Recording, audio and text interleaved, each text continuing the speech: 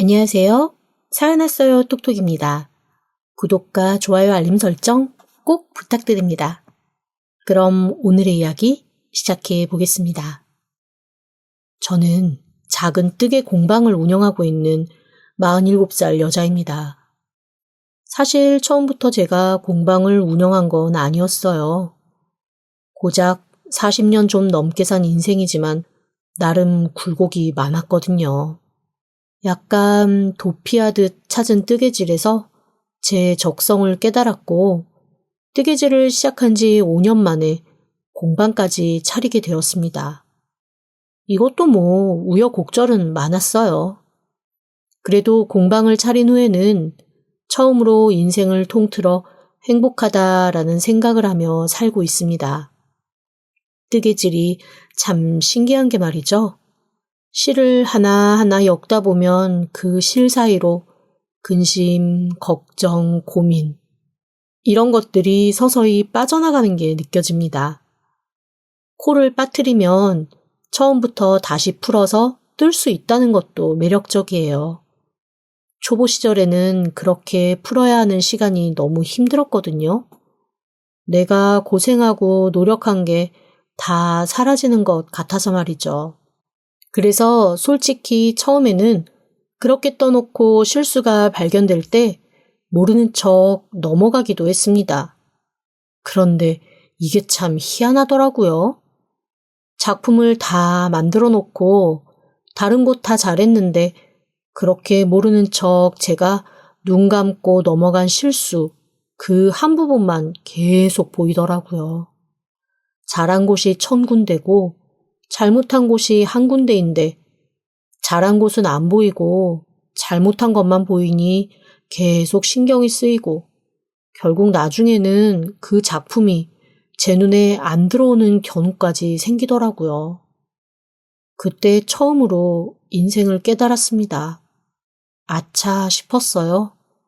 아, 내 인생에 내가 바로잡지 않고 모르는 척 넘겼던 수많은 잘못들이 이렇게 오점으로 남겠구나. 그리고 그게 계속 내가 들여다보고 후회하는 게 되겠구나 라는 걸 말이죠. 그리고 뜨개질은 적어도 되돌리기가 가능하구나. 이거 참 매력적이다 라는 생각도 들었습니다. 사실 그동안 상담도 많이 받아보고 책도 읽고 종교생활도 열심히 해봤습니다. 그때마다 남들이 해주는 좋은 얘기는 일단 들을 때는 좋은데 지나고 나면 근본적인 해결은 되지 않았거든요. 결국 제가 깨닫고 제 마음을 제가 다스리는 것밖에 없다는 진리도 저는 뜨개질을 하면서 배웠습니다.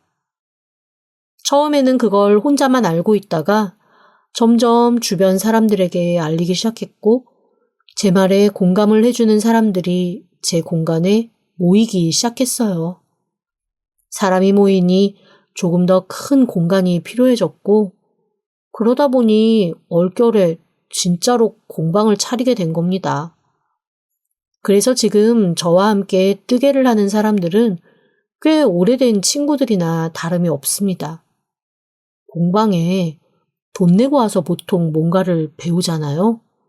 그런데 제 공방에 모이는 사람들은 대부분 그냥 출근하듯 와서 함께 뜨개질하고 밥 시켜 먹고 수다 떠는 가족 같기도 하고 친구 같기도 한 사이입니다. 물론 수강생들을 받기는 하죠. 이게 지금은 제 업이니까요. 수강생들하고도 뜨개질을 통해 서로의 인생을 나누는 그 시간들이 참 소중하고 즐겁더라고요. 제가 공방을 하고 있는 건물은 4층짜리 작은 꼬마 빌딩입니다. 그 중에 저는 3층을 쓰고 있어요. 1층은 항상 분주한 유명한 이탈리안 레스토랑이 하나 있고요. 2층은 원단 가게가 하나 있습니다. 그 원단 가게에서도 재봉 수업을 하는지 원단 사러 왔다가 그 위에 저희 뜨개 공방이 있는 걸 보고 등록하고 가신 손님도 몇 명 있어요. 원단집 사장님하고도 동갑내기인 걸 알고 친해져서 저는 이 건물이 정말로 좋습니다. 약간 고향 같은 느낌도 들고 어렸을 적에 아주 잠시 옥닥복닥 모여 살았던 행복한 집 같은 느낌도 들거든요. 사실 제 어린 시절이 그렇게 마냥 기쁘고 행복하지만은 않았습니다. 학교를 다니기 전까지는 그래도 꽤 좋은 기억이 많았어요. 지금은 확인할 길이 없지만 당시만 해도 가물거리는 기억을 따라가 보면 나름 부유하게 살았던 것 같거든요. 특이하게도 저는 외갓집과 친갓집이 나란히 담 하나를 두고 한 동네에 있는 그런 집에서 자랐습니다. 한 동네인 것뿐만 아니라 바로 옆집이었어요. 담 사이로 저희 친할머니가 외할머니에게 누구 엄마 혹은 사돈이라고 부르며 음식을 나눠 먹던 일도 기억이 나고, 담 사이에 구멍을 뚫어 엄마 아빠가 왔다 갔다 하며 내 집도 아니고 내 집도 아니고 친정도 아니고 시댁도 아니고 그렇게 왕래하며 살았던 기억도 있습니다. 당연히 저는 양쪽 집에서 모두 귀하게 사랑받는 손녀였죠. 가끔 슬픈 얼굴로 저를 보며 머리를 쓰다듬는 외할머니, 그 다음에 말없이 저를 꼭 끌어안으며 너는 꼭 건강해야 된다, 건강하기만 하면 된다라고 제 건강을 그 무엇보다 빌어줬던 친할머니. 그 인자하신 두 분이 지금도 확실히 기억이 납니다. 그리고 제 마지막 기억은 초등학교 들어가기 1년 전쯤 까만 밤하늘이 환하게 밝아질 정도로 거대한 불길이 치솟았던 그 장면과 함께 약간 꿈처럼 아사무사하게 남아있는 화재의 현장이에요. 어린 나이에는 그저 우리 집에 불이 났구나 정도밖에는 생각이 없었습니다. 시간이 지난 다음에야 그 불로 양쪽 집 조부모께서 다 돌아가시고 아빠도 큰 장애를 그날 입었다는 걸 알게 되었어요. 졸지에 홀로 가장이 돼버린 엄마는 저를 데리고 안 하는 일 없이 이 일 저 일을 도맡아 하셨고 결국 제가 초등학교 4학년 때 과로로 돌아가시고 말았습니다. 장애를 얻어 집에만 계셨던 아빠는 엄마가 돌아가신 후 있는 대로 술만 드시다가 몇 년 뒤 엄마를 따라가듯 세상을 떠나셨어요. 먼 곳에 살고 있던 고모 한 분이 있었는데 그 고모는 저를 별로 달가워하거나 예뻐하지 않으셨습니다. 할머니 할아버지가 돌아가셨다는 얘기를 듣고도 장례식장에 오지 않으셨다는 얘기만 들었거든요. 그런데 그 이후에 제가 홀로 남은 게 연락이 갔던지 그제서야 고모라고 나타나서는 저를 3달 맡아서 키우곤 바로 보육원에 보내버리셨습니다. 수백 평은 되던 대지를 뛰어놀며 귀하게 자랐던 제가 정말 불과 몇 년 만에 보육원에 들어가서 사는 롤러코스터 같은 삶이 시작된 거예요. 뒤늦게 시작한 보육원 생활은 쉽지 않았습니다. 이게 어린아이가 습관적으로 하는 말과 행동에 의외로 너그럽지 않은 사람들이 많더라고요. 저는 자라면서 제가 먹고 싶지 않은 건 굳이 먹이지 않는 환경이었고, 제가 하고 싶지 않은 것도 굳이 억지로 시키지 않는 환경에서 자랐습니다. 그렇다고 막무가내로 자란 건 아니었어요. 양쪽 집 조부모님들 밑에서 자랐으니 나름 가정교육은 엄격했거든요. 다만 내 몸이 편하지 않고 내 몸에서 받아들이지 않는 걸 억지로 하는 걸 습관들이지 못했던 것 뿐이죠. 그런데 보육원은 그게 아니었습니다. 식판에 놓인 음식은 남기지 않고 다 먹어야 했고, 제가 좀 몸이 아파도 다 같이 해야 하는 활동은 참여를 해야만 했어요. 물론 그렇지 않은 곳도 많았겠지만 적어도 제가 자란 곳은 그랬습니다. 완전히 극과 극의 상황에서 저는 당연히 혼란스러울 수밖에 없었고, 그 바람에 청소년기에는 방황도 많이 했어요. 그렇게 방황을 하다 어른이 되었고 준비되지 않은 상태로 독립을 하게 되었습니다. 그때부터는 아비규환이었죠. 제대로 준비되지 않은 젊은 여자애가 세상에 나와서 뭘 얼마나 잘할 수 있었겠습니까? 숱한 실패를 겪었고 엄청난 유혹들 사이에서 흔들리기도 했고 무너지기도 했습니다. 시간은 참 빠르더라고요. 절대 가지 않을 것 같은 20대가 훅 가고 좀 정신 좀 차릴까 했던 30대는 더 빠른 속도로 흘러갔습니다.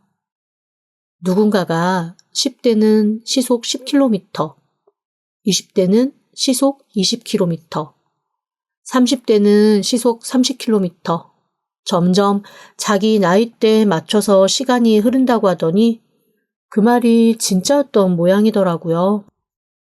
정신 차려보니 30대 중반이 되어 있었고 제 손에 쥔 거라고는 2,500만 원의 돈과 1,000만 원의 빚, 그리고 비전 없는 회사 생활, 이게 전부였습니다.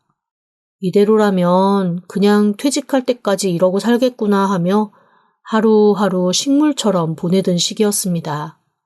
그즈음 제 정신을 번쩍 들게 한 회사 사장님의 폭탄 선언이 있었어요. 그날도 제가 전날 마신 술이 덜 깨서 조금 얼떨떨한 얼굴로 출근을 했거든요. 사장님이 저를 부르시더니 이렇게 말씀하시더라고요. 최 대리, 언제까지 이러고 살 거야? 지금 우리 회사 들어온 지 한 15, 16년 되었나? 하루 이틀도 아닌데 왜요? 그래도 일은 다 하잖아요. 뭐 어떻게든 살겠죠. 그래, 살게 하겠지. 사람은 자기가 생각하는 대로 살게 되어 있거든. 내가 새삼스레 이런 얘기를 최 대리한테 하는 이유는 우리 회사 조만간 부도날 것 같거든. 그렇게 되면 어쩔 수 없이 정리해고를 좀 해야 해. 어쨌거나 회사가 회생에 들어갈 거고 그 과정에서 필수적으로 구조조정이 필요하단 말이야.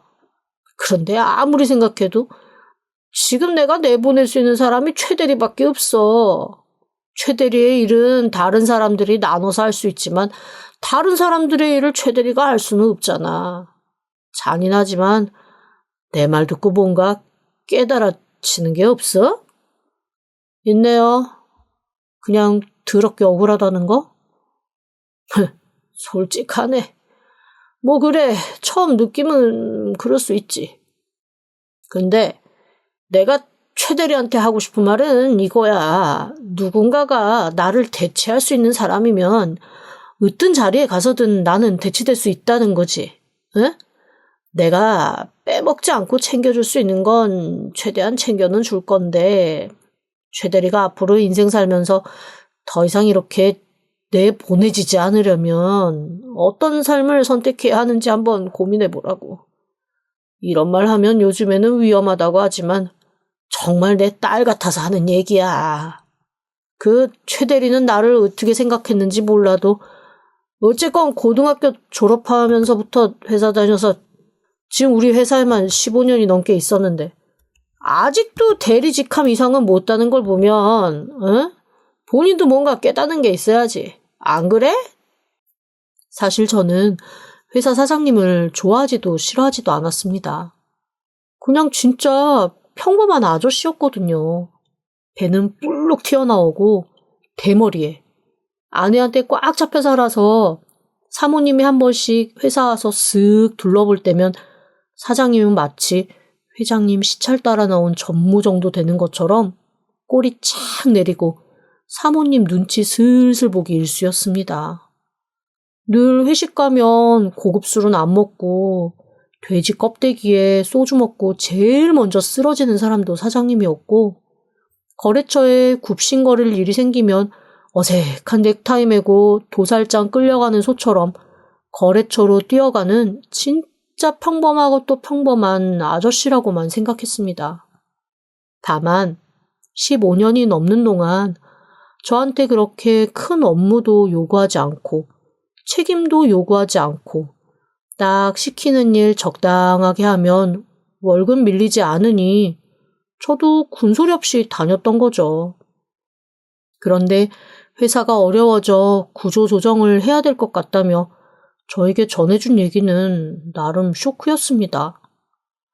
구조조정이 된다는 게 쇼크가 아니라 그제서야 새삼 그래, 내가 이 나이에 이 경력을 가지고 어딜 가서 뭘 하지? 라는 현실 자각이 그제야 된 거예요.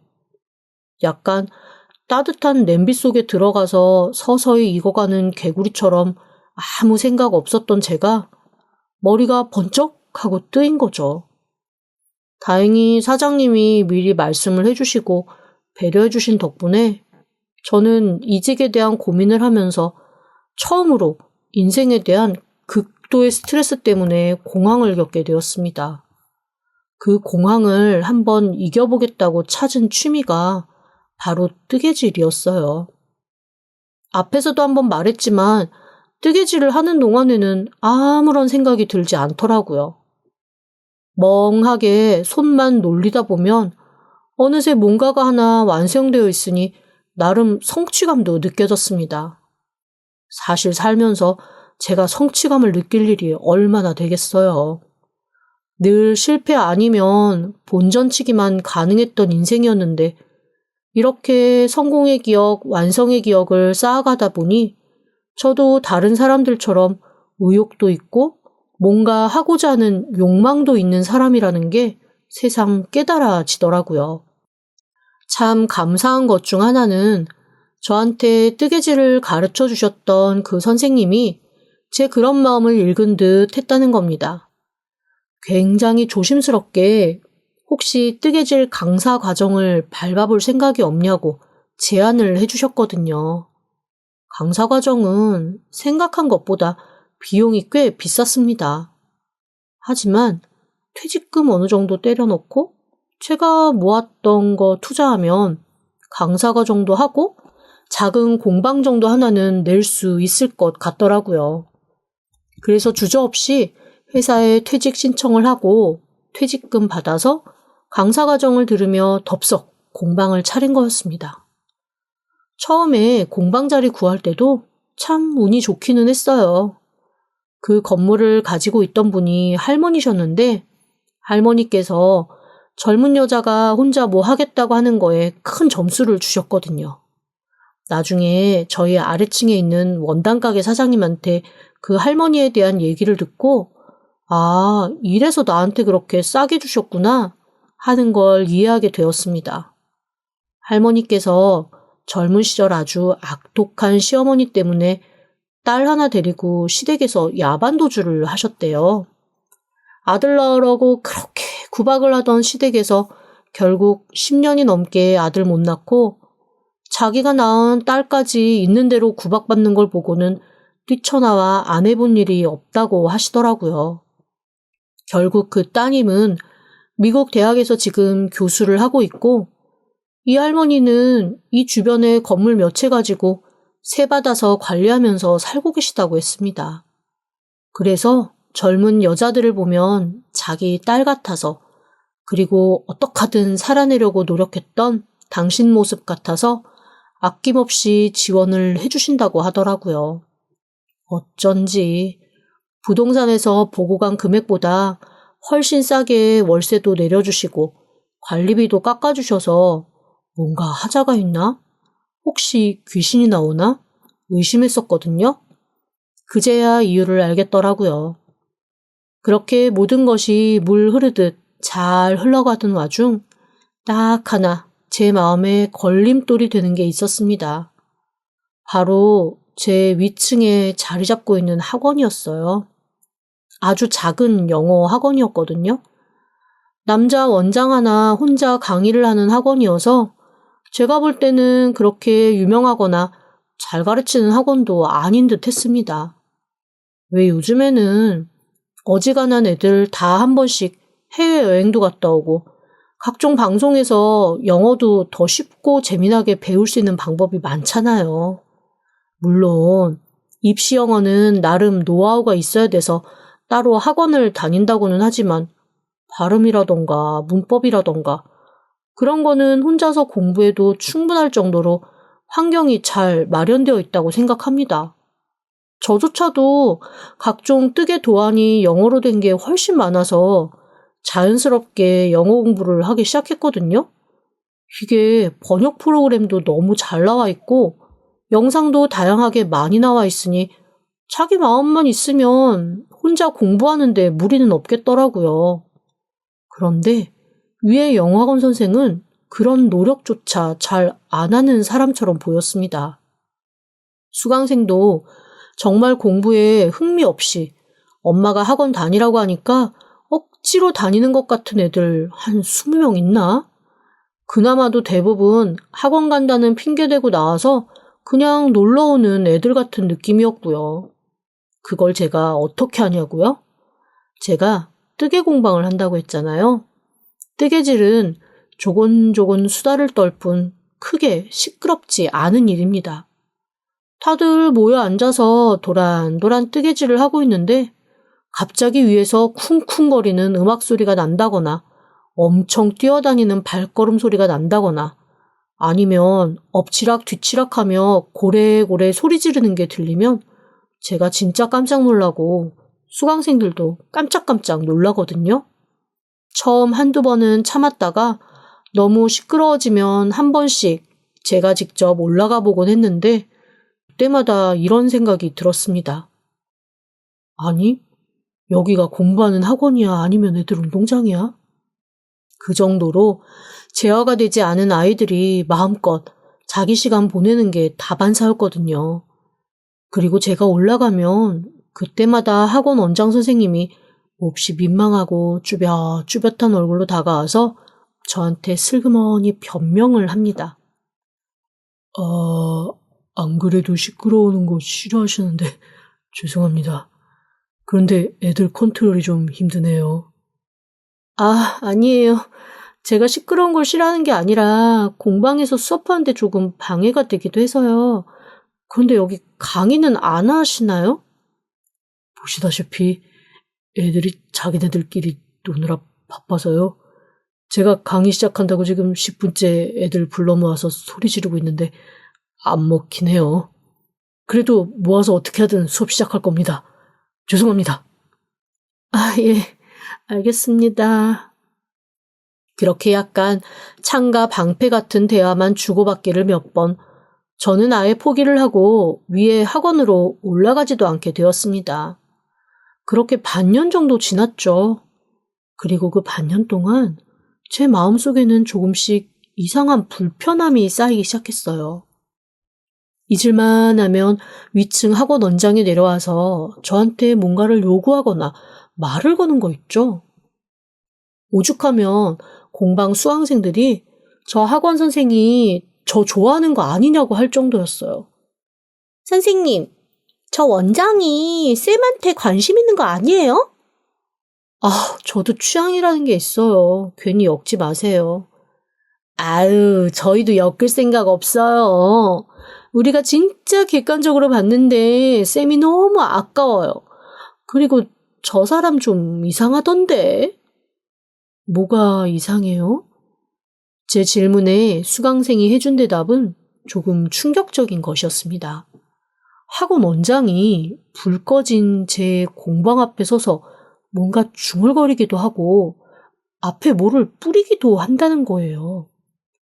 아니, 쌤이 집에 있기 싫으면 와서 뜨게 하라고 저한테 문 비번 알려주셨잖아요. 제가 며칠 전 저녁에 남편이랑 진짜 완전 대판 싸우고 집을 나왔는데 갈 데가 없는 거예요. 그래서 여기 와서 뜨개라도 좀 하다가 새벽에 남편 놈 잠들면 들어가려고 왔거든요. 그런데 문 앞에서 뭔가 중얼거리면서 주머니에서 뭘 툭툭 뿌려대는데 소름 끼쳐서 그냥 돌아 나왔잖아요. 그제야 뭔가 짚히는 게 있었습니다. 그 수강생이 왔었다고 한 다음 날 제가 출근하면서 문 앞에서 이상한 걸 보고 무심히 치웠거든요. 소금 같기도 한데 살짝 색깔이 입혀진 작은 분말들이었어요. 그때는 아이들이 뭔가 장난을 쳤나 싶어 쓱쓱 쓸어버리고 말았는데 그 출처가 위에 학원 원장이라는 걸 알고 나니 새삼 소름이 끼치더라고요. 저기요, 다들 그렇게 말씀하시니까요. 저도 좀 이상한 게 하나 생각나는데요. 저 여기서 종일반 수업 들을 때 꼭 저녁 먹고 들어가거든요. 보통은 아래 이탈리안 식당에서 가볍게 라자냐 먹고 들어간단 말이죠. 자기 그 라자냐 엄청 좋아하더라. 매주 먹고도 안 질리나 봐? 그냥 혼자 먹어도 눈치 안 주고 양도 적당하니까요. 어쨌건 먹고 있는데 그 학원 원장이 들어와서 바빠 죽겠는 레스토랑 사장한테 이상한 걸 물어보더라고요. 그러면서 수강생이 말해준 건 약간 등골이 오싹해지는 얘기였습니다. 그 학원 원장이 이렇게 말했대요. 저기, 내가 우리 마누라한테 한 번 더 청혼을 하려고 하는데 여기 좀 빌려줄 수 있어요? 저희 집 대관은 안 하는데요? 한 타임을 통째로 빌리셔야 하는데 저희 단가나 그런 거 생각하면 3시간에 500이 넘는데? 에이, 같은 건물 사람들끼리 야박하게 그냥 업장 끝나고 국수 2그릇만 비벼줘. 퇴근 전에 잠깐. 네? 아유, 그건 안 되죠. 저희도 다 룰이 있고 규칙이 있는데요. 그나저나 결혼하신 지 몰랐네요. 결혼식은 안 했고 영혼은 연결되어 있지. 그 영혼의 짝을 만났는데 아직 그 사람은 깨닫지를 못하고 있어. 그래서 내가 제대로 청혼해서 알게 해주려고. 예? 그게 무슨...